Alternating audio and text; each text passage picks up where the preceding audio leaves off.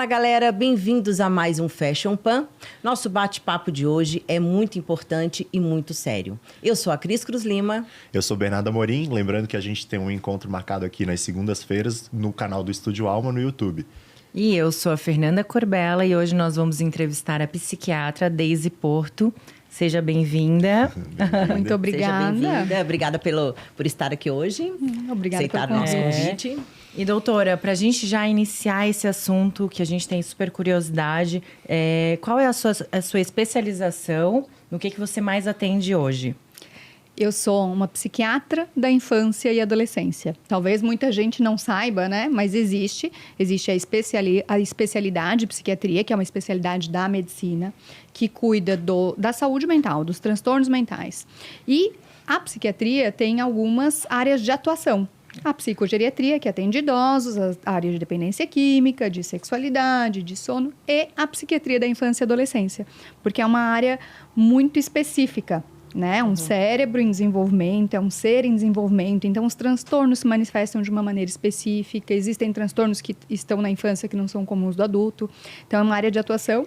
E eu sou muito apaixonada por essa área, porque é uma área onde a gente vê que o cuidado com a saúde mental reflete numa melhora da vida da pessoa, daquela família, daquela comunidade. Então, é uma área apaixonante, com muitas coisas tristes também, né? Pesadas e difíceis, como lidar com doenças, com transtornos, mas é uma área... E quanto mais cedo intervir, né, com tratamento para uma criança, né, melhor. Melhor, certo? Certamente, porque o objetivo é tratar, muitas vezes são transtornos crônicos, que a gente não vão ter cura, mas tem uma melhora, e tratar e tentar deixar que aquela criança consiga seguir o seu fluxo, o seu canal normal de desenvolvimento, o seu melhor canal de desenvolvimento, o seu melhor potencial como ser humano e indivíduo. Então, é isso que a gente busca com os tratamentos. Potencializar ali, dentro do transtorno que ela tem, ter uma qualidade de vida, a família junto, entendendo como lidar com aquela situação, né? E hoje, qual é o transtorno que você mais tem visto no seu consultório? Num consultório de psiquiatria da infância, os transtornos que mais chegam são os transtornos que a gente fala externalizantes, onde as crianças e os adolescentes eles têm sintomas que geram impacto no meio em que eles estão. Então, por exemplo, déficit de atenção e hiperatividade, quando tem bastante hiperatividade, que daí tem prejuízo escolar, prejuízo em sala de aula, aquilo fica fácil de as pessoas perceberem que não está na média e procurarem ajuda. Esses são os transtornos que mais chegam. TDAH, transtorno de oposição e desafio. Hoje, tem muitos casos de autismo, né, que a gente tem um aumento da prevalência, uma identificação mais acurada. A psiquiatria da infância e adolescência é especialista nesse assunto também. E depressão, ansiedade, que não são tão comuns como em adultos jovens, mas acontecem e começam na infância e adolescência. Não sei se vocês sabem, mas metade dos transtornos mentais começa antes dos 18 anos. Até antes dos 14, na verdade. Que eu ia te perguntar. O autismo, ele pode ser identificado com quantos anos ou gestação? Ainda criança, neném. Como é que você identifica? Pode ser que meu filho tem autismo ou tem algo assim, né? O autismo, assim como o TDAH e outros transtornos desse grupo, eles são transtornos do neurodesenvolvimento. Então, eles têm que ter começado na infância e adolescência. Não existe um adulto que vai ter sintoma agora e que não tinha nada na infância e adolescência. Ele pode não ter tido o diagnóstico, mas começou na infância e adolescência. Então, desculpa te interromper, só uma coisa. Ele começou ou já nasce assim? Já nasce. Começou lá, né, na infância e adolescência, as manifestações. Mas não necessariamente o TDAH, mas o autismo, por exemplo. O autismo é um transtorno que afeta o desenvolvimento cerebral. E esse desenvolvimento cerebral, ele é guiado pelo quê? Por uma genética. Então, tem lá o gene da mãe, do pai, a combinação, uma divisão de células que vai gerar todo o corpo daquele feto e o cérebro, inclusive. Então, são alterações nessa genética, não necessariamente herdada do pai ou da mãe, pode ser por fatores externos que combinam com essa genética e aí vão gerar essas formações diferentes, atípicas. E aí, esse cérebro, com esse desenvolvimento atípico, vai manifestar sintomas e um grupo de sintomas, que é os que afetam, sintomas que afetam comunicação social, socialização e interesses, padrão de interesse, comportamentos restritos e repetitivos, são um grupo de sintomas que formam o diagnóstico do transtorno do espectro do autismo. Não é um sintoma ou outro, é um grupo de sintomas com sofrimento e prejuízo, causando déficits, que daí a gente deve diagnosticar, né, e reconhecer como autismo. E o autismo é um transtorno novo? Porque, eu não sei, não era uma coisa comum antigamente, assim, não. Na nossa época não se via muito. Na minha nossa adolescência escola, eu não né? conhecia nenhum, né, autista. Não a lembro gente- de conhecer, Não. Via bastante síndrome de Down e tal, mas eu acho Por que que o autismo isso, de não. repente? Mudou o parâmetro, as pesquisas, ou já existia e não era... Ou não era diagnosticado, talvez. Mudaram. Teve um momento, em 2015, 2013, 2015, que teve a publicação de um novo manual, o DSM, Manual Estatístico de Diagnóstico de Transtornos Mentais, que vem a partir de muitas pesquisas e traz novas classificações, novos jeitos ali de entender, baseado em pesquisa e experiência dos profissionais. O autismo antes, nós tínhamos o autismo, a síndrome de Asperger e outros transtornos nesse grupo. E aí a síndrome de Asperger era aquele paciente com autismo que não tem deficiência intelectual. Então, e era muito difícil de ser diagnosticado. Quem é que ia procurar atendimento se não tinha um grande prejuízo? Então, já existiam algumas pessoas com síndrome de Asperger, que hoje seriam pessoas com autismo que a gente não identificava. E hoje a gente diagnostica muito mais casos leves também. Se condensou a partir de 2015 esses diagnósticos de autismo em um grupo de transtorno do espectro do autismo. Qual é a noção de espectro? O que vocês têm de noção de espectro? Uma coisa que tem vários níveis. Vários níveis. Né? Um espectro. Então, o espectro do autismo ele vai desde os casos leves, que a gente fala em nível 1, pessoas que precisam de menos suporte, até o nível 3, pessoas que precisam muito de suporte. Então, todas essas pessoas, apesar de terem manifestações muito diferentes, tem o mesmo nome de diagnóstico, transtorno do espectro do autismo. Então, antes a prevalência era de 1 para 100 e tantos, depois 1 para 80, hoje se fala em 1 para 36. Caramba. Vai gerar uma outra discussão, e é claro que gera, assim como vocês que são leigos, para nós profissionais também. Tá, Sim. então uma coisa que é 1 para 36 não é um transtorno que está fora da norma, daqui a pouco isso é a norma. Sim. Esses casos leves precisam, que tem muito sofrimento, a gente fala em leve, e a comunidade autista até se, às vezes fala assim, né, leve para quem não tem. Pra que é? Daí para você que não é, tudo bem, realmente, não é, às vezes traz muito transtorno. Mas são necessidades diferentes de um mesmo transtorno e que aí gera essa dificuldade da população entender, assim, nossa, mas todo mundo aí, meu colega de trabalho que trabalha ele tem outras dificuldades que a gente nem imagina. E tem muita diferença do autista para quem tem TDAH? Bastante. Bastante diferença. E semelhanças também. Isso que eu ia dizer, porque eu li que existem semelhanças, por isso que eu queria dizer como identificá-las. Sim, existem semelhanças, existem diferenças. E aí hoje, com tanto acesso à informação, às vezes os pais ficam confusos também, né? A Isso. criança é mais agitada, a criança balança, aí o pai já leu algo lá sobre balançar, é autismo e acha que tem autismo. Isso. Então, a importância de uma avaliação especializada muito cuidadosa. Muitas vezes o especialista, ele vê a criança mais de uma vez para pensar ou excluir um diagnóstico. Então, não vai ser com informação de rede social que a gente vai fazer o diagnóstico de crianças, Com né? certeza. Sim. Superficialmente. Porque, por exemplo, o TDAH e o autismo. No TDAH, uma criança com TDAH, ela pode não olhar tanto no olho ali por hiperatividade, por estar sempre prestando atenção em tudo, não conseguindo manter a atenção em uma única coisa. E aí ela pode ser mais agitada, ela pode não responder. Se chamar ela pelo nome, ela não responde porque ela não prestou atenção. E aí no autismo a gente tem isso de não responder, às vezes quando chamado pelo nome, não olhar nos olhos.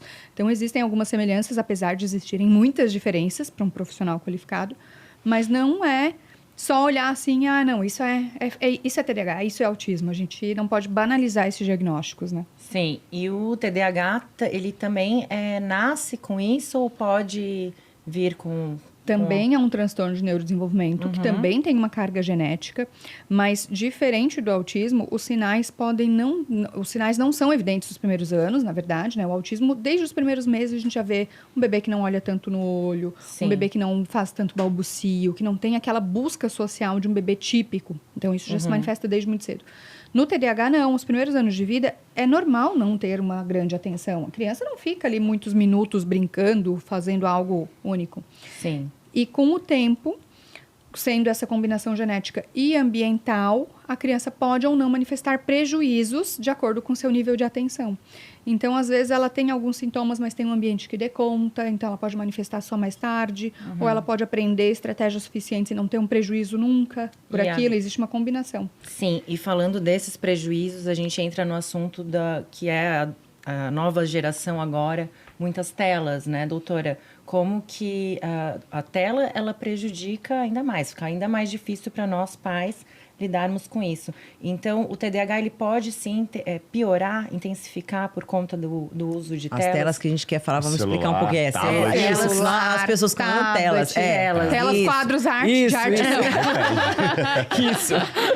Bom Celular. seria se O nome fosse. é o celular. As telas, vamos lá. O mal do Televisão século. também. O mal do Já século, desde na criança, minha desde opinião. pequeno, né? Exatamente. Quando a gente fala em tela, a gente fala em tudo, né? Televisão e tal, mas principalmente as telas móveis. Essas que a gente carrega com a gente o tempo todo que tá aqui Não, a do lado, televisão, né? o adolescente nem liga mais. Não, nem Esquece vê mais. televisão. A minha preocupação Então- é mais televisão, porque eu acho que na nossa época, deixar a televisão ligada é muito comum em casa, assim, Aham. né? Então, isso me preocupa um pouco. Mas você diz, então, Então, dos, não dos te liga. móveis. De Não se tudo. preocupe. Vamos falar de tudo, então. Tem uma Se filha você de vai se 17 preocupar ou não anos, com a sua, né? Em esquece com a casa. televisão. Esquece. Deixa ela ligada. As telas roubam um pouco da nossa atenção, tanto a TV quanto, por exemplo, isso de que a gente conversava, né? De deixar a TV ligada, é um Aham. hábito, às vezes é gostoso, às vezes tá Tem o ali. barulhinho, né? Barulhinho. Mas é um distrator. E principalmente para as crianças em desenvolvimento, esse ruído de fundo, esse som de fundo, a gente não pensa às vezes como se pode estar atrapalhando ou não, mas pode dificultar o tanto que ela compreende a pronúncia de uma palavra ou de outra, Sim. pode atrapalhar o tanto que ela está prestando atenção em uma coisa só, ela pode ficar acostumada sempre com esse tanto de estímulo e daí depois não acostumar tanto, não tolerar tanto o silêncio ou fazer uma coisa por vez. Então, isso da tela, assim, TV, a gente teria que pensar um pouco nisso no desenvolvimento. Mas o grande mal são as telas móveis. É. E aí, Porque por vários elas têm motivos. interação. Porque elas têm interação, porque elas trazem conteúdos muito dinâmicos, Agilidade. muito instigantes. E aí é muito fácil a criança se interessar muito por aquilo e deixando outras coisas que são muito importantes. Então, as telas trazem um prejuízo pelo que elas deslocam daquele tempo que elas ocupam. É menos tempo ao ar livre, é menos tempo fazendo atividade física, às vezes é menos tempo dormindo, porque prejudica o sono. Sim. É não comendo com atenção se está ali no tablet. Então, é isso que ela desvia e prejudica. E o fato de ser realmente ali altamente satisfatório e aí prazeroso. E aquilo ser uma forma de lidar com a ansiedade, o tédio. E não ela ter pode outros vir a tópicos. complicar esses transtornos, a piorar. Pode dificultar a atenção. Existem estudos, por exemplo, que ter o celular do lado, o celular que está virado aqui, mesmo que não tenha tocado, mas a luz dele piscou, ele rouba a atenção. Não, O e fato ele te de o chama, né? celular tá ali, Chama. imagina para um adolescente ou para uma criança que tem que estudar. Isso. Então, logo chama, logo tem alguma coisa. Só Nossa, o fato de o sim. celular estar perto, ele Isso. distrai. É muito mais Então, interessante do que o estudo. tirar do lugar de estudo da criança e do adolescente. Não deixar. Criança, o quanto mais puder atrasar para a criança ter o próprio celular, o quanto mais der para atrasar aquilo não ser um hábito de distração, de lazer, que a gente possa estimular outros hábitos de distração e lazer. Claro, não vamos ser hipócritas. Eu tenho uma filha de 4 anos. Acho que ela nunca teve contato com o celular? É claro que já teve. Como que você faz em casa? Como que eu Não, faço? Isso, é Como isso. que eu faço? Os pais, acho que dão para as crianças os celulares exatamente para isso. Gente, Eu vai no preciso restaurante. fazer alguma... É uma isso, preciso... necessidade, Tem né? as criancinhas de exatamente. 1 ano, 2, parece que já nascem É uma sabendo. necessidade difícil, nossa. é sim. difícil. É por uma necessidade nossa que a gente acaba dando. Porque se eles não soubessem que existia, é claro que também não tem como não saber, né? Eles veem, eu não Nós tento trabalhamos não dar. com E é o difícil celular, até né? retardar realmente essa questão de você dar um celular pro filho. Por quê? Todos os amiguinhos da escola Tem. vão ter. Só eu que não. Por quê, papai? Aí vem a cobrança. E é difícil. É muito difícil essa E situação. a escola usar, às vezes, grupo de WhatsApp, aplicativos. Então, chega uma hora que não é possível em algumas... Já está tudo imerso na em na algumas tecnologia. realidades. Mas o quanto mais puder atrasar, mais perto da adolescência, assim, é o ideal. Porque, a partir do momento que a criança tem o próprio celular dela, como que você vai fazer o controle? Até existem aplicativos de controle parental e tal, mas você perde um pouco a chance de tentar diminuir esse contato e esse uso excessivo, Sim. né?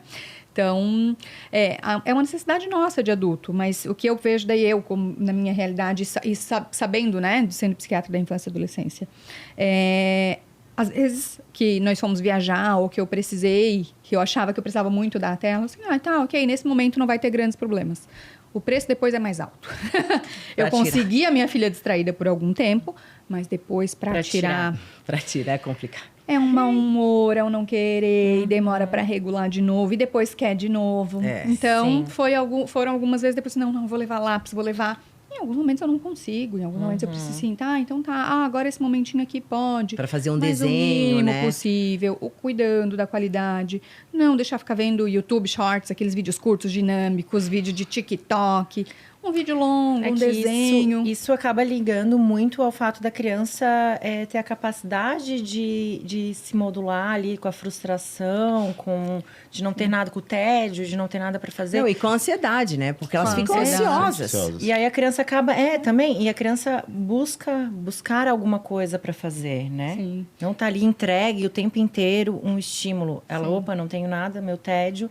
E buscar um brinquedo, buscar o que fazer. Como era na nossa época, A né? gente brincava de boneca, A gente arranjava. de Barbie, né? Quer dizer, a gente se distraía. A Tava minha filha brincando com brincou coisas do muito. ambiente. Graças a Deus eu consegui. Eu tinha uma pessoa que me ajudava também, que era outra criança, adulta, que gostava de brincar. E brincavam bastante. Brincar, exatamente, Isso é né? legal, E eu, claro, tinha aqueles filminhos também, que, né, desenhos e tal, enfim, que eu acho importante também, né? Sim, existem Agora- desenhos que trazem um conteúdo legal, adequado para a idade, que não tragam medos ou Isso. coisas que estão para além da capacidade da criança naquele momento. Sim, É. sim. E você Mas que se conectou aí agora, estamos aqui no Fashion Pan e hoje a gente está falando aí sobre crianças, psiquiatria. Linda. Estamos recebendo a doutora Daisy. Daisy. Psiquiatra, isso aí. Isso. Muito legal, doutora. Então, assim, crianças e adolescentes é o que você tem de especialidade. E conta um pouco para nós, além do autismo e do TDAH, que são transtornos mais conhecidos, quais são os transtornos que você trabalha também? Explica um pouco para nós. Sim. Porque, assim, tem nomes, às vezes, que a gente escuta que a gente acha que é um transtorno e não é. Tem nomes... Bipolaridade. Por exemplo, bipolaridade, bipolar. síndrome do pânico. Eu vi que você também comentou nas suas redes sociais de automutilação. Skin picking, automutilação. Sim, então, quase todos os transtornos que afetam adultos podem afetar a criança. Nós temos muitos estudos e apesar da psiquiatria para as pessoas parecer ser algo muito subjetivo, tem boas classificações, tem bons manuais. E aí, esses diagnósticos, nós temos os critérios ali dele e a gente conhece um pouco da epidemiologia, em que idade que eles são mais comuns, em que idade costumam se manifestar. Então, existem transtornos que são tipicamente iniciam mais na vida adulta e alguns que iniciam mais na infância e adolescência. Por exemplo, depressão é mais comum depois da adolescência, não é tão comum em criança, mas pode acontecer. Transtorno bipolar é um quadro que começa em jovens, apesar da maior parte das pessoas ser diagnosticada adulta, 30 anos, 40. Se você vai ver, a maior parte delas já tinha tido algum episódio na adolescência, na juventude. E quanto antes a gente identifica e trata, é muito menos sofrimento. Então, todos esses transtornos, síndrome do pânico, não é tão comum em criança e adolescente, é mais fim da adolescência, início de vida adulta, mas também afeta. O transtorno bipolar, que é um transtorno de humor, né? A gente fala em bipolaridade, não está errado também falar em bipolaridade, bipolar, transtorno de humor bipolar, transtorno afetivo Deve bipolar. ser Tem os difícil nomes identificar técnicos, isso mas também na adolescência, né? é muito difícil identificar A em bipolaridade. toda idade. Em toda. Não, mas porque eu acho que o adolescente, ele realmente, não é? Ele tem vários Tem o dom. dons. Isso. Você não sabe Tem se o vai dom. chegar lá, bom dia, você vai... Não é bom nem dia, o quê? bipolar, né? Isso. Então, você fica meio assim, eu acho que deve ser realmente bem difícil. Sim, o transtorno bipolar por si só desde o primeiro episódio da pessoa até ela receber o diagnóstico adequado, pode levar de 5 a 10 anos. Por falta de profissionais qualificados para identificar, é muito difícil, às vezes as pessoas não chegam a um bom psiquiatra, não têm acesso a psiquiatra, nem a médico, às vezes, para avaliar, né, psicólogo. Então, pode demorar. E as primeiras manifestações, elas não são tão típicas e tão claras como num adulto, já que tem algum tempo de transtorno. Sim. E aí, junta com isso. Bom, mas aí começa na adolescência, é muito comum que comece, mas a gente também tem aquela ideia típica de que o adolescente é difícil, que é a aborrecência. Será que é que o normal bipolaridade ou é do humor. adolescente É mesmo? muito. E aí, como que a gente vai pensar isso, né? Então, a gente pensa, ou é depressão na adolescência? Será que é depressão? Mas é normal o adolescente ficar mais retraído? Então, pra gente pensar, o humor da adolescência pode ter suas variações, principalmente nas meninas, com a puberdade, aumenta o risco de um monte de transtorno mental, porque muda o cérebro mesmo, oscila o hormônio, oscila testosterona, quando começa ali puberdade, adolescência, dá uma mudada no humor. Mas ter algumas mudanças, um dia tá assim, outro dia não, geralmente com os pais, mais impaciente, ficar um pouco mais no quarto, mas manter as atividades, conseguir cumprir as obrigações, manter as amizades, pode ser só adolescência normal. Quando começa a ter prejuízos, uma grande intensidade, a maior parte do tempo essa pessoa não tá com humor legal, a maior parte do tempo ela tá ruim, começa a afetar sono, apetite, é um aluno que começa a cair nota, daí o alerta tem que ligar. Entendi. Aí não talvez não seja só a adolescência. E aí muitas vezes a gente se perde aí do será que é só, será que não? Se começa a ter prejuízo, mudança do funcionamento da pessoa. Não é uma criança super doce, com humor estável, dá um 180 na adolescência. Muda bastante, mas não é para mudar completamente e começar a ter grandes prejuízos que não tinha. Então a gente tem que ficar atento a esse jeito de ser, a esse funcionamento e os prejuízos e o sofrimento. E a sociopatia, que tem bastante série hoje em dia que fala sobre isso, é fácil de identificar? Já dá para identificar na infância? Sim, sociopatia, narcisista, né? Isso Isso. nas redes bomba e aí... Exato. Narcisista eu já li também sobre que não Bastante. tem cura, né? Não, são transtornos de personalidade. O transtorno de personalidade antissocial, narcisista, borderline, histriônico. São o jeito daquela pessoa funcionar, a personalidade dela, a maior parte do tempo. Aquilo é dela, é o jeito dela de ser e é muito difícil que ela mude completamente. Ela pode melhorar muito de alguns traços, comportamentos, de convivência, com terapia, com múltiplas coisas, mas são transtornos de personalidade. A personalidade, ela não nasce formada. A nossa personalidade vai ser um resultado de uma formação, uma combinação do nosso cérebro, dessa parte biológica, de como esse cérebro vem, a máquina vem, né, de algum jeito, com o que a gente recebe de afeto, de vínculo, de estímulo cognitivo, de ambiente, de experiências de vida, de traumas, de adversidade, de drogas.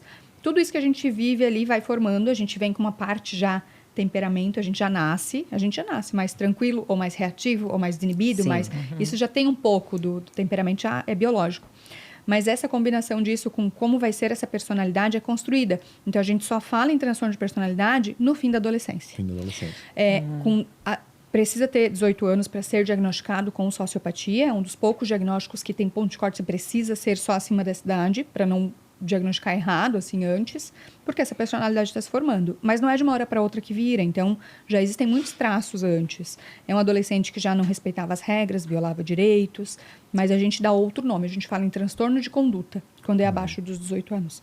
Então, um adolescente que viola as regras, que desrespeita, que infringe regras, que tem pouca empatia, que não se importa tanto com o outro, tem um transtorno de conduta, tem chances de ter sociopatia na vida adulta, nem sempre. Alguns têm alguma limitação, alguma punição, algum aprendizado e controlam seu comportamento, ou estão num ambiente continente e que não precisam continuar agindo assim, tão fora da lei, e pode não ser um adulto sociopata. Mas geralmente tem essa... E normalmente o sociopata, ele é muito bom de papo, né? Ele onde ele tá, a Pode atenção ser. é toda dele, né? Sim, sim. Ele consegue seduzir as pessoas, vamos Sim. dizer assim, né? Com muita Pode. facilidade. Narcisista também. Né? Narcisista também. Narcisista São- também. Total, né? Sim, sim. Esses transtornos de personalidade, eles têm algumas características em comum, assim, a gente até divide por grupos, porque alguns têm muitas coisas muito semelhantes, assim. Mas o narcisista, ele pode agir muito em benefício próprio, por se achar o centro, se ver como centro, como mais importante, não ver a importância dos outros, e aí pode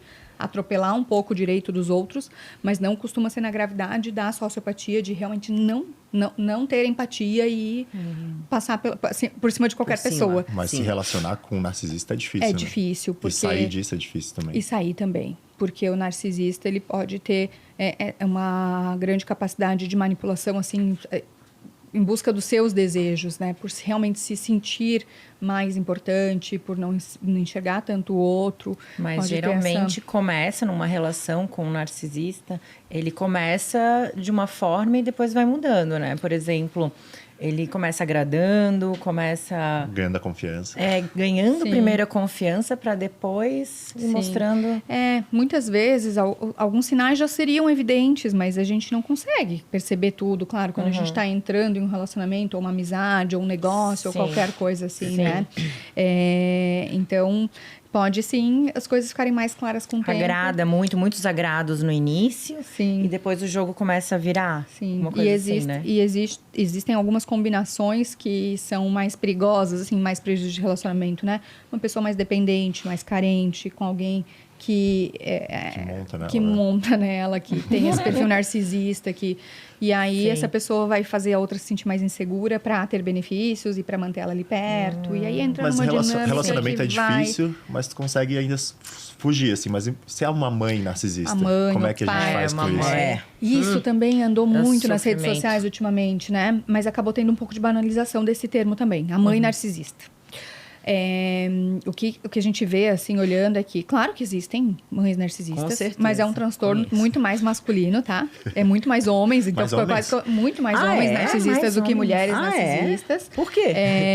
Assim como sociopatia, aí depressão já é mais em mulheres. Existem alguns transtornos por algumas características sociais e biológicas que têm diferença entre O os sexos. autismo também já ouvi falar que é mais... O autismo mais meninos, né? Meninos, né? Meninos. Se tem a dúvida Ah, se é é? Eu não porque ele é sabia mais desse. identificado em meninos ou se as mulheres têm alguma proteção genética maior ou um cérebro mais sociável pela nossa história de desenvolvimento, né? Nós ficávamos mais socializando enquanto os homens iriam caçar. É Então, tem várias psicopatia, acho que é hipóteses. mais masculino mesmo, porque você não vê um serial killer uma mulher, né? É Tipo muito assim, mais... É raro. você não vê, é assim, mais uma- raro. São as mulheres dando troco, porque começou tudo com a mulher sendo histérica lá atrás. Isso. E aí Agora a gente começou... vai mostrar as garras. Não, mas tem casos Todos de os mulheres homens. também. Existem não, alguns Suzane. casos. Não, que sim, que cometem assassinatos e tal. Suzane, a Suzane é clássico, Ah, sim, ela não sim. tem zero Não tem empatia, sentimento, né? né? Não Meu tem Deus, emoção, gente. Não tinha, né? Não demonstra, sei como é que tá hoje em não dia. parece. né? Mas é um em quanto? É raro, é mais Sei, raro. Sei lá, mais até. Mais É, homens, É, então. isso. É mais homens. E aí, isso da mãe narcisista, daí ficou muito assim, né, nas redes.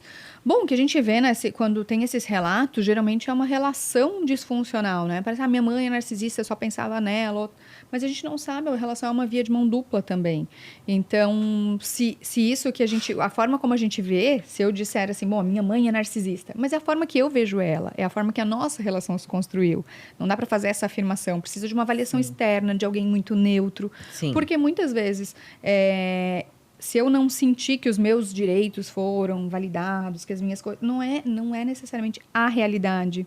E também talvez eu não tenha enxergado da mesma forma. gente Então é muito pode difícil chamar isso de de uma chamar relação- mãe narcisista, né? A gente pode chamar de uma relação narcisista, mas não dizer difícil. que a mãe é narcisista. né? É difícil, porque essa leitura, então quê? isso ficou muito banalizado, assim, essa leitura, essa Sim. visão da própria mãe é carregada das nossas emoções e da nossa Sim. visão. Às vezes a mãe, às vezes aquela mulher ali que está sendo classificada como narcisista fez o melhor que pôde, no tempo que pôde, e às vezes tem zero questão de se achar superior ou melhor ou tal. Não tinha outras condições, não tinha jeito, não tinha as habilidades necessárias. Ou aquela pessoa também tem algum transtorno de personalidade que ela precisa muito mais do que recebeu e às vezes nada seria suficiente. E aí essa mãe é vista como insuficiente. Então, é muito complicado, assim. Existem mulheres narcisistas, mas foi muito banalizado esse termo aí, mãe narcisista, por relações que tinham seus conflitos e essa mãe pode ser que não fosse a melhor pessoa do mundo, mas não necessariamente narcisista. E como se identificar assim que você tá num relacionamento tóxico? Porque Olha, muito se fala que isso é legal a gente já difícil ensinar os de- jovens, né? Isso. Assim, de como... Sim. Um relacionamento saudável, ele traz troca, ele traz parceria, ele traz ganhos para os dois lados. Não se tem aquilo de sempre um tem muito mais vantagem, um é melhor que o outro. Um relacionamento saudável tem respeito. Então, quando o outro fala coisas que, ainda que não sejam agressivas, mas que te diminuem, que te colocam numa situação, né, de parecer que você nunca é bom o suficiente. Às vezes parece um carinho, né, um jeitinho, assim, por exemplo, nossa, você não é tão bonita assim, mas eu te amo desse jeito, né? Nossa. Gente, Horrível. mas eu te amo muito, né? Eu falo, pra mim você é tudo. Ele bate e depois faz um carinho. Né? E é um ciúme mascarado, assim, né? Não tá bonita essa roupa, mas é porque não quer que vá com a roupa curta. Pode Ou ser aí também. começa Nossa, Um ciúmes meio isso... excessivo, Você tá meio né? Você, ninguém vai te querer assim, desse jeito, mas eu te Se quero. eu terminar com você, ninguém Se eu vai te terminar- querer. Você nunca vai ser Isso. ninguém sem mim. Meu Você, Deus. O que seria de você sem mim? O que seria de você sem mim? Ou, você não consegue fazer nada assim, né? Mas eu faço pra você, então. Colocar numa situação de desvalia, Nossa, de inferioridade, de parecer que tornar o outro dependente de si, né? Sim. Briga, nem se fala, né? Briga, agressão física. Gente, isso os nossos jovens não podem normalizar. Não pode ser normal uma menina aceitar um homem gritar, apertar pelo braço, puxar cabelo. Não pode, isso não é uma relação saudável com agressão física. Começa hoje com empurrão e amanhã vai aumentar. E As hoje- pessoas se acostumam. E a gente Gente. tem visto tanto o número de feminicídios aumentando, né? Toda vez que eu ligo a televisão, eu nem gosto muito de assistir mais jornal por isso. Mas toda vez que liga é uma situação de feminicídio. É, né? mas às vezes a própria mulher, ela fica defendendo o seu parceiro. Não denuncia. Não, eu vi até ali agora, né, semana mesmo, que passou um vídeo até no Instagram de uma pessoa que apanhou no meio do mercado, uma mulher, mas apanhou mesmo, cara, muito soco nela. A polícia chegou, ela falou assim, não houve briga, não teve, se não fossem as câmeras, ninguém ia provar que aquela situação aconteceu, entendeu? Então, assim, ela defendeu o cara na frente da polícia. Então. E é um mix de coisas que acontecem nessas relações, porque, assim, por isso que a gente precisa ensinar o como começam relacionamentos para as mulheres não entrarem nisso, né? Nem os homens também, né? Chega essa hora que a mulher tá casada, sendo com um cara que provê e ela não tem estudo ou não tem trabalho, ou até tem muito estudo, tá? Porque não é só mulheres que não têm estudo, tem mulheres muito estudadas, muito bonitas, mas que não se veem assim, não percebem essa segurança e tem algum grau de dependência, ou existe ali mais poder, seja pela força física, pelo dinheiro, por que condição. Aí tem filho para criar, chega numa situação que às vezes a mulher tem medo de ficar sozinha e de realmente não ter alguém que vá cuidar dela, ou medo de denunciar e apanhar mais ainda, ou ser morta. Sim. Então chega em situações em que a gente tem que agir antes, né? Para que não se chegue nessa situação de a mulher não conseguir nem denunciar para sair. E muitas vezes, essas pessoas que estão em relacionamentos tóxicos, elas acreditam que vai melhorar. Às vezes elas realmente acreditam, não, mas aí...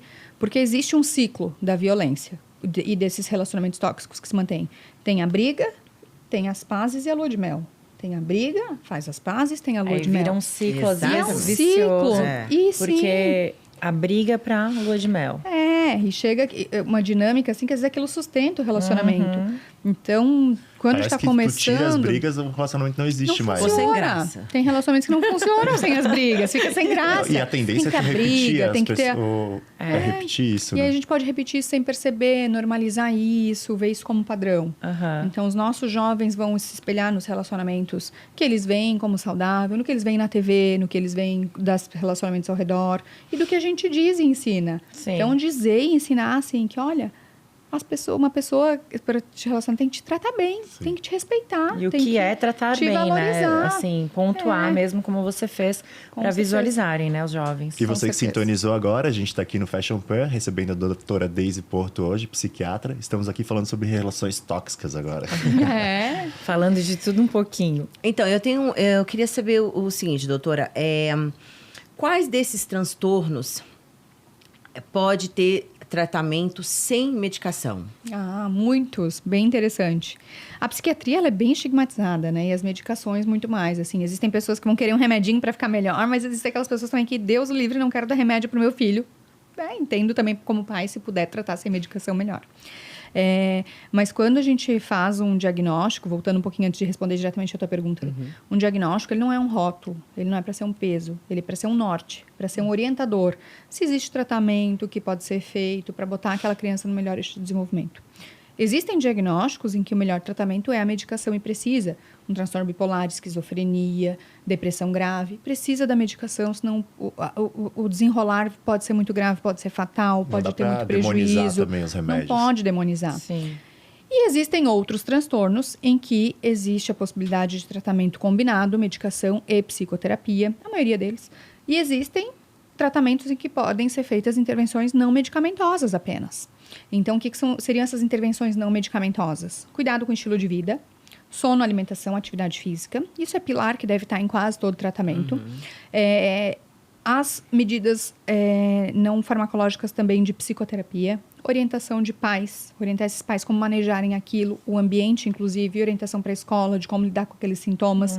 Muitas vezes isso é o suficiente para melhorar, para tirar aqueles prejuízos e para se observar mais tempo. A psicoterapia da criança e do adolescente em si. Então, por exemplo, o TDAH.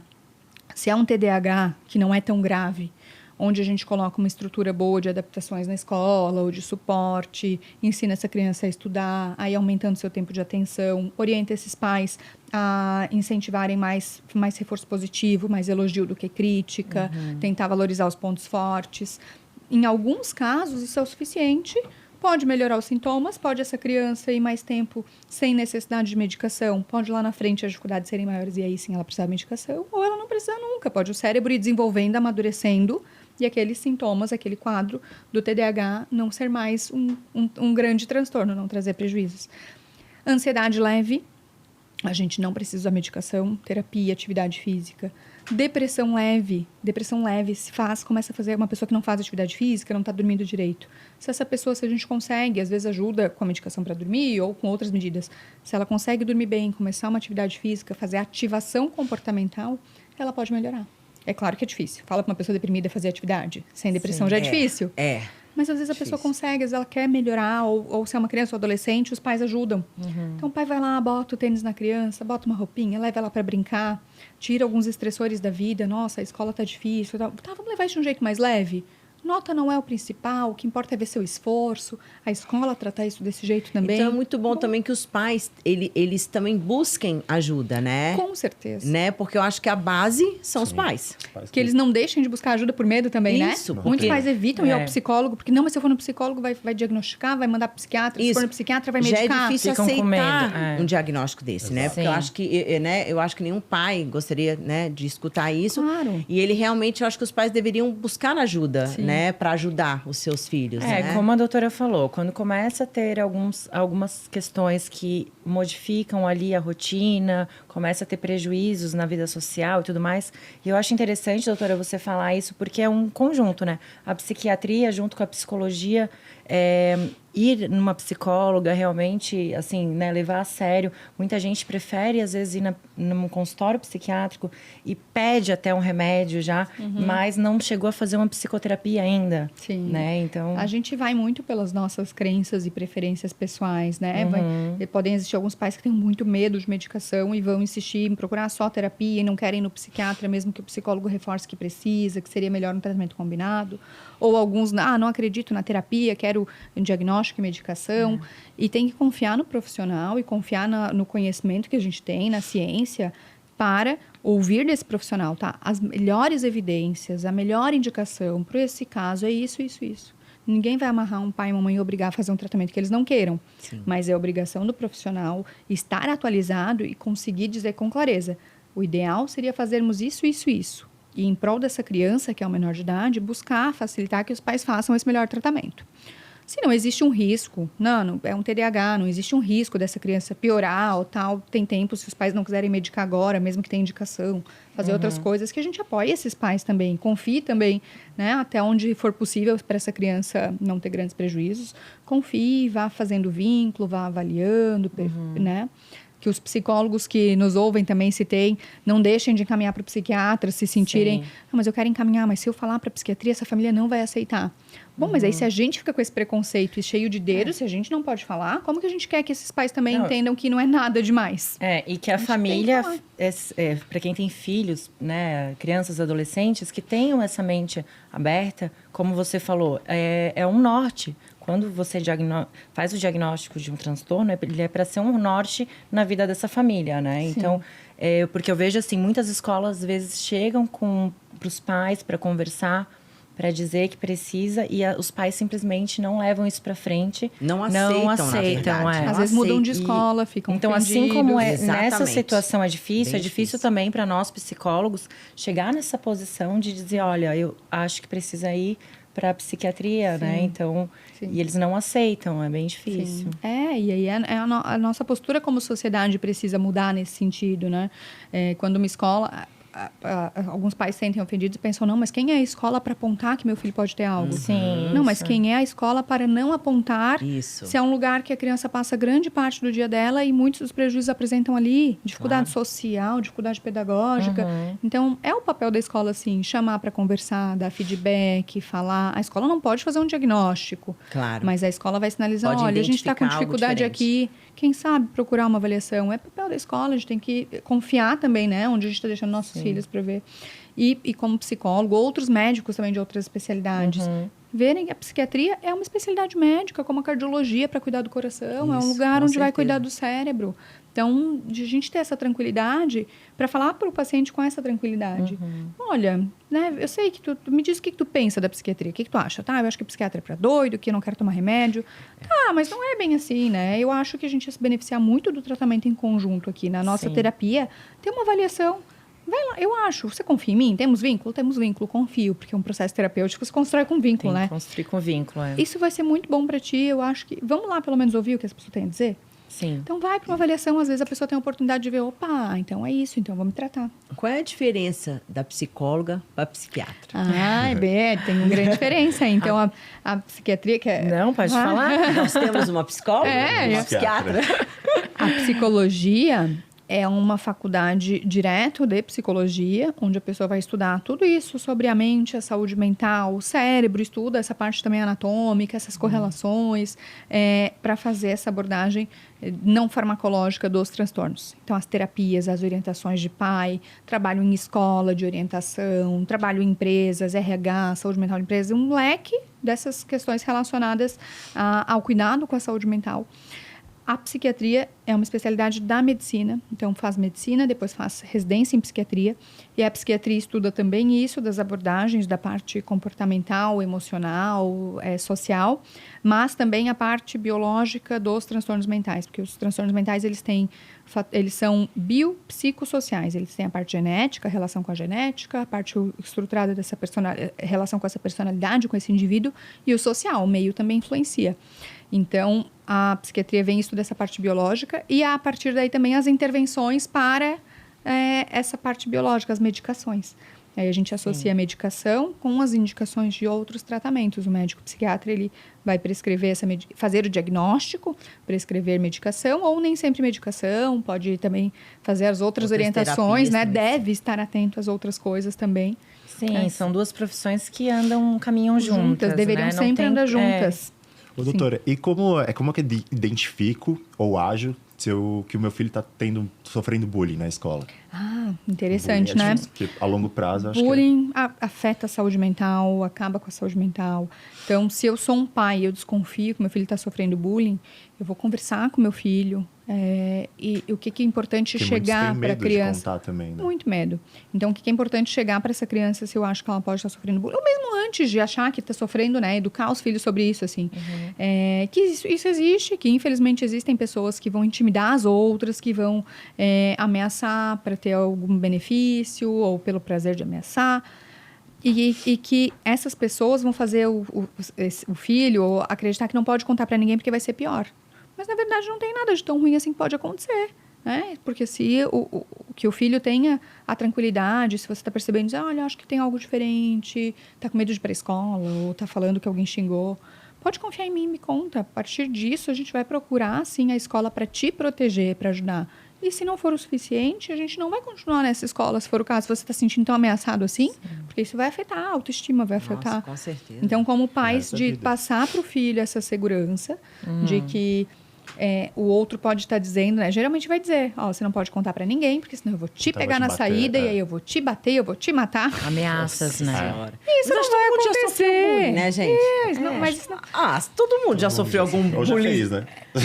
Ou já fez. Mas assim, porque é muito magrela, às vezes porque tinha uma orelha maior, ou porque... Né, mas tem uma diferencinha aí a piadinha e o bullying. Aí, assim, o bullying é a ação repetida. Mano, tá. Aí a gente faz uma piada, depois a gente até se arrepende, né? Pensa assim, bem, que não devia ter feito. A pessoa se sentir mal e você se toca poxa, meio de magrela e a pessoa ficou triste, a gente não vai fazer de novo. Ou tava com muita raiva, me provocou e aí eu vou tentar atacar onde eu posso, né? Vou xingar. Mas, e aí isso todo mundo já fez ou já sofreu. Sim. Mas o bullying, geralmente tem um desequilíbrio aí entre quem faz bullying, a pessoa, ou ela é mais forte, ela é mais alta, mais poderosa, ou algo assim, o outro se sente inferior. Então, existe aqui daí uma violência repetida. E ela vai no ponto fraco. E vai no ponto fraco, e é repetida, é constante, tem agressão, humilhação. E aí, isso sim, daí configura como bullying, né? Entre dois menores de idade. E as redes sociais? As redes sociais, o quanto elas podem prejudicar a nossa saúde mental, que hoje em dia fazem cada vez mais parte. O bullying, falando em redes sociais e bullying, o cyberbullying também foi falado muito nos últimos anos. O bullying antes também acontecia só na sala de aula, né? Eu te xingava, tu me xingava e ficava ali. Não, agora toma outras proporções. Então, esse bullying, essas ameaças, esses xingamentos, inclusive nas redes sociais. Então, antes a criança ficava com medo de ir à escola, porque ia ser... Mas aí pode ter alguém mandando mensagem para ela o tempo todo ameaçando. Então, prestar atenção no comportamento. Se a criança começar a ficar com medo, ansiosa, angustiada, ruim, né, pega o celular e fica assim, bom, o que está acontecendo? A gente tem que saber o que está acontecendo com os nossos filhos. Então, cyberbullying também. E as redes sociais em si, Sabe que quando a gente fala também de telas, também existe isso. O que está acontecendo dentro dessas telas? O impacto de ficar vendo muito vídeo é um, o impacto das redes sociais pode ser outro. Então, para meninos, as redes sociais parecem não ter o mesmo impacto do que para as meninas. As meninas se comparam mais, se ofendem mais, se xingam mais, vão lá cutucar mais. Ficam observando o corpo de uma, da outra. Se comparam, observam o padrão de beleza, né? Então, as redes sociais, elas podem ter muitas dessas, os filtros, o não se reconhecer mais sem filtro, sem maquiagem, sem nenhuma produção, sem uma luz. E isso no momento em que o adolescente está formando a sua autoimagem, sua autoestima, traz implicações, certamente, né? Então, a gente tem que cuidar, assim, também disso. Não é à toa que tem limite de idade para as redes sociais. Não é lugar para uma criança. Se a gente vai ter uma rede social, se a gente for cuidar, né? Uma pessoa que finge ser outra. Pedofilia também está crescendo no Brasil. Eles não divulgam tanto, mas está crescendo bastante. Sim, exatamente. Pedofilia e muitas outras coisas. E você que chegou agora, estamos aqui com a doutora Daisy, falando sobre redes sociais, o quanto elas impactam na nossa saúde mental. Isso aí. E sobre as redes sociais, elas são limitadas para a idade aqui no Brasil, não, né? Acho que são. Só que, enfim.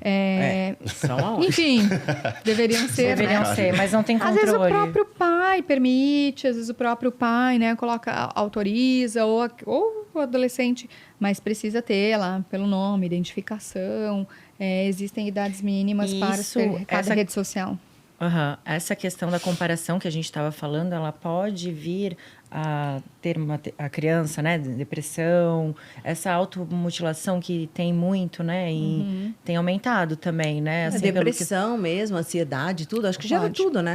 Pode. Existem 2 fenômenos aí que crianças e adolescentes deprimidos ou ansiosos, eles podem ficar muito mais nas redes sociais, por não querer sair tanto, por não querer se expor, ou por estar sem energia física, e aquilo ali ser uma coisa prazerosa que ele consegue manter. Então, crianças e adolescentes ansiosos, deprimidos, eles ficam mais. E ficar mais também aumenta o risco de ansiedade, de depressão, principalmente daí em meninas, com as redes sociais. E, no geral, também por afetar aquelas outras coisas que a gente falou, né? Menos atividade física, que também libera bastante substância boa, que regula o estresse. Ficar no celular, nas redes sociais antes de dormir, e aí dormir menos do que precisa, tá sempre em privação de sono. E aí isso pode vir a dar aquela consequência de automutilação que tem aumentado nos adolescentes. Isso contribui. Ou é um nome específico? Isso contribui para o adoecimento mental em geral, né? E aí a automutilação, ela pode vir como um fenômeno isolado ou também como uma consequência aí de ansiedade, depressão associada a outros transtornos.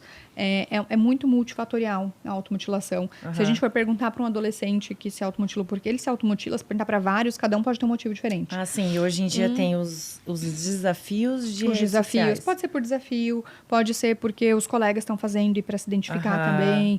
Pode ser porque fez alguma coisa que acha que é errado e aí fez como autopunição. Pode ser porque tem toque, tem um pensamento obsessivo, que precisa ter uma compulsão, ou se cortar, ou machucar.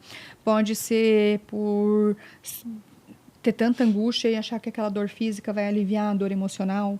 Então, tem muitos... Geralmente, a gente fala que tem uma função ali. Então, a gente precisa saber o que está acontecendo. Não banalizar também. Tá fazendo isso só para chamar atenção. Sempre parar e pensar, mas por que chamando atenção desta forma? Por que está precisando disso, né? Então, dar atenção sim, avaliar o que está acontecendo, se tem algum transtorno, se tem algum sofrimento, avaliar essa automutilação, para que isso não... Porque mesmo que seja um fingimento, nós estamos falando de uma criança e de um adolescente, né? Então, exatamente. É um fingimento, mas então por que que né? chegou nesse ponto, né? Por que não conseguiu chamar atenção aí de uma forma mais saudável? Porque não conseguiu falar. Uma vez eu acudi uma criança, um japonês que estava com uma família, e eu fui acudir porque ele estava passando como se tivesse engasgado. E a hora que eu cheguei perto, a mãe e o pai falaram, não, pode deixar que ele está fingindo. E assim, uma criança de 3 aninhos, 3, 4 anos. Então, os pais falaram para mim, assim, pode deixar. Então, eu não tive mais como poder ajudar, só fiquei observando de longe. Mas aquilo me impactou de uma forma, eu falei, gente, mas mesmo que a criança esteja fingindo, né? Olha a idade dela. E a criança estava vermelha como se estivesse realmente engasgando, né? Assustando todo mundo. Se gera uma ansiedade ou alguma coisa, né? Às vezes porque a família sabe que não é um engasgo. Mas aí também, se ela está fingindo de fato, ou se é alguma outra coisa que está acontecendo, né? Crianças têm crise de ansiedade também. E muitas vezes eles sentem como se eles não estivessem conseguindo respirar. E aí, eu não estou conseguindo respirar, o ar não entra, é uma crise de ansiedade. A questão do emocional, da ansiedade, ela pode gerar sintomas físicos. Muitos sintomas físicos. Agora, eu tenho observado muito nos dias de hoje, assim, como realmente cresceu o psicólogo na vida do filho, né? Assim, cada um hoje, acho que quase todo mundo que eu conheço tem um psicólogo para si, né? Para o teu filho. Para chamar de seu. Para chamar de seu. Eu fico assim... A doutora não concorda comigo, assim... será que os pais não deveriam escutar mais o seu coração? Talvez sim. Né? Porque, assim, hoje o que eu vejo é assim, ó... porque a psicóloga mandou fazer assim. Porque tem que abaixar, falar nos olhos. porque tem... Sabe? Tudo parece que é programado.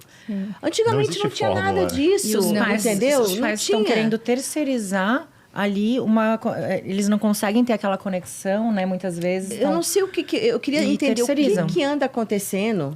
Porque realmente, hoje, é o psicólogo que resolve. Não existe mais... Né, a mãe saber resolver aquela situação, ou... não sei. Nós temos um lado muito bom de ter mais conhecimento e acesso em saúde mental, de as pessoas... Estarem procurando mais. Mas, sim, de fato, na educação infantil existe uma coisa que é muito as expectativas irreais também, né? De como deve ser a educação de uma criança. E os pais sempre querem o melhor para os filhos. Mas nisso de querer o melhor para os filhos, às vezes aquela coisa de botar em muito curso, muita aula, muita coisa, pensando... Não, peraí, o melhor para o filho não significa ter que dar tudo o tempo todo, ou que a criança precisa ter terapia desde sempre. Eu não acho que todo mundo precisa de terapia. Precisa quem tem sintomas, senão a gente vai começar a achar coisas onde não tem também. É verdade. Acho que está caçando o problema. E aí a gente vai caçar, E os pais saberem que eles conhecem mais dos filhos do que o psicólogo, né? Bom processo o psicólogo sabe. Não, você é o pai, né? E você um bom sabe processo mais. terapêutico vai buscar isso também. A gente também tem que pensar assim, esperamos, né, que bons profissionais não indiquem terapia desnecessariamente. E que bons profissionais tenham como meta se tornarem indispensáveis. se tornarem dispensáveis logo. Dispensáveis para essa família. Resolver o problema ali. Empoderar, ajudar essa família, instrumentalizar, dar as ferramentas para que esses pais consigam seguir uma boa educação. Então, orientação parental parte disso. Muitas vezes trabalha de orientar os pais, de instrumentalizar. E existe muito esse fenômeno de busca de educação positiva, de não traumatizar a criança, de mudar, né? Porque a gente sofreu muitos traumas e não querer passar isso para os nossos filhos. E existe uma busca que passa um limite. Nisso eu concordo, minha opinião pessoal também, né? E profissional. Sim, eu que a gente se perde um pouco. Isso de, sempre tem que baixar, falar no olho, não pode gritar, tem que falar com a voz da calma. Tem que pegar seus avós, ou mesmo seus pais. Era tudo, o pai já olhava, você e já... E aí a criança entende. Então, eu mudar meu tom de voz... Tinha um respeito. Ninguém falava assim, meu filho me respondeu, vou levar para psicóloga. Não, gente. E assim, não posso gritar com a criança, tem que olhar nos olhos e falar baixinho. Não, peraí. Mudar o tom de voz... tem mais autoridade que os pais. Faz parte. Não faz parte se você está sendo violento comigo, eu levantar um pouco a voz e dizer assim, peraí. Aqui não, meu amigo. Isso. E a criança precisa de limite. Sim, o limite é organizador. Nós estamos na educação positiva, não colocando limites. Não dá. A criança que manda ou até leva para o psicólogo, porque o psicólogo falou para fazer isso ou aquilo. Só que, peraí, é o meu filho. Você ser o protagonista da educação do seu filho, né? E não um psicólogo, um psiquiatra. Buscar informação, claro. Mas entender que é uma relação entre dois humanos. E essa relação ela precisa de espontaneidade, de vínculo construído. Não é técnica, não é receita de bolo. Isso. Não é não falar alto nunca. Isso. É de dizer assim, meu filho... Inclusive, não é não frustrar a criança nunca, não magoar ou não demonstrar sentimentos. Isso. Se meu filho, isso me deixou muito triste. Isso. Porque é assim que eu vou aprender a me relacionar. Existe o sim, existe o não. E não é não. Isso é não. E aí você tá pedindo, e não preciso dizer assim, não, minha filhinha, agora não. Isso, ajoelha e olha, eu não consigo entender. Às vezes a criança coisas, fica muito perdida. Porque a criança assim, mas isso. Meu docinho de coco. Isso. E a criança aprontou todas. Isso. Não, na nossa época a gente apanhava e tá todo mundo vivo. Não vamos voltar pra aí, mas também não vamos pro outro lado. Exato. Mas assim, né? Tá, exatamente. Mas aí a criança fica perdida, né, doutora? Porque como que eu tô agindo dessa forma? Isso já desde pequenininho. Meu filho tem 2 anos, eu já percebo. Como que eu tô agindo dessa forma e a minha mãe não tá brava, não tá tendo uma reação. Eles vão testando, né? Então, assim, as crianças são bem inteligentes, super inteligentes. Essa espontaneidade, essa verdade, né? Espontaneidade e verdade na relação. Sim. Tá ficando uma relação falsa, né? Não dá. E essa hierarquia, né? De olhar para os olhos, de tratar como igual, é um outro ser humano. É um outro ser humano, mas existe aí uma hierarquia. A criança espera que você seja mais forte, que você lidere essa relação, verdade. Que você cuide. Isso implica um desequilíbrio aí de autoridade e poder, e isso existe sim. Os pais estão numa hierarquia, numa situação ali de autoridade e poder maior que dessa criança. E isso não é ruim para ela, isso é ótimo. É ótimo. Ela precisa sair para trabalhar e trazer salário, ela tem um limite, ela sente que aquilo é organizador. Você está modelando ali aquela criança, aquela personalidade, né? Então não vamos esquecer disso, assim, as crianças não vão achar ruim que tenha isso, de que ou isso é organizador. Até vão achar ruim, mas é pro bem delas. É isso, elas vão achar ruim, vai ter protesto, claro que vai. Sempre mas acham. Lá na frente, né, algumas vão chamar de mães narcisistas, dizer que a gente deu um grito lá com elas, algumas é tudo. Mas lá na frente elas vão entender. Mas esperamos que lá na frente. O pai é legalzinho, a mãe é chata. Sempre. Tudo bem. O papo foi bom, hein? Foi muito legal. Eu amei. Não temos mais tempo. Foi muito legal mesmo o papo. Olha, muito esclarecedor, né? Espero que o pessoal que tenha nos assistido aí, que tenha gostado, acho que sim. Foi muito legal. Doutora, deixa as tuas redes sociais aqui pra gente. E alguma dica aí pros pais. E uma dica final, aquela dica. Gente, confiem nos sentimentos de vocês, nos instintos. Ouçam as crianças, ainda que elas sejam muito pequenas, né? Construam esse canal de comunicação, porque ele não vai surgir do nada lá na adolescência. Com respeito, com carinho, mas sem perder isso de... Sim, autoridade, liderança, norte, guia. E a gente vai construindo isso e lá na frente aumenta as chances de que as coisas deem certo. Na vida a gente não tem nenhuma garantia para nada. Não é garantido que o que eu vou fazer eu vou colher. Não existe muito isso na vida. A gente planta uma coisa e colhe outra. Mas a gente aumenta as chances de estar deixando aí uma boa criança para o mundo, né? Não se preocupar só de estar deixando um bom mundo para as nossas crianças, mas boas crianças para o mundo e para a gente também viver bem. Verdade, muito legal. E deixa o seu @ também, né? Minhas redes sociais, meu Instagram, @doutora Deise Porto. Pais que quiserem informação, vocês, para a gente se comunicar mais também, profissionais que querem aprender mais sobre infância e adolescência. Meu trabalho é muito sobre isso, atender, ensinar. E foi um prazer estar aqui. Prazer, foi ótimo. Adoramos. Muito obrigada mesmo. Obrigada, muito obrigada. Até o próximo programa. Até a próxima. Até.